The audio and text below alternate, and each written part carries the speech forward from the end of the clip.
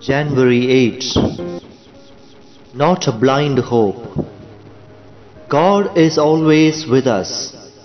If we have confidence in our Lord Jesus Christ, everything will go well with us. First, let us stand firm in our confidence in God and open ourselves to the providence of God, without which it is not possible for us to withstand either a small or a great difficulty.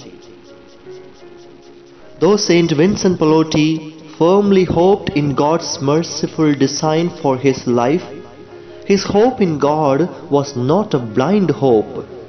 In other words, he did not hope in God and remained idle, doing nothing about the problem at hand.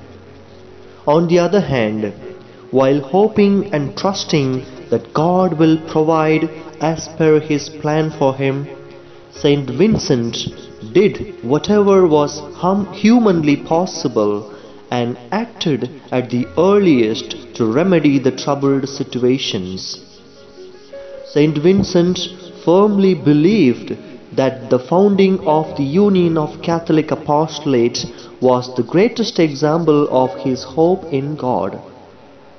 For him, in the context of his time, bringing together lay persons, secular and religious societies, bishops and cardinals to form an institute aimed at the universal apostolate was definitely a wonderful manifestation of God's plan given to him in God's loving providence.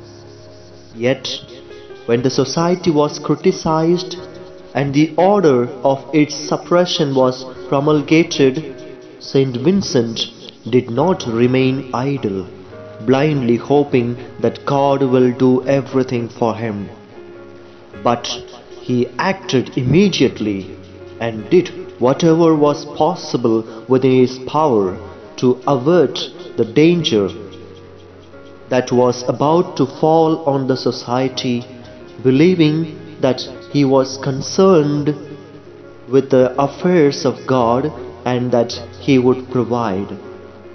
Thus, Saint Vincent, while trusting in God, did not hesitate to trust in his own God-given powers to remedy the problems in question.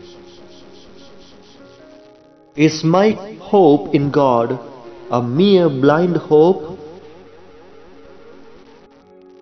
Do I expect God to do everything for me without humanly cooperating with His designs?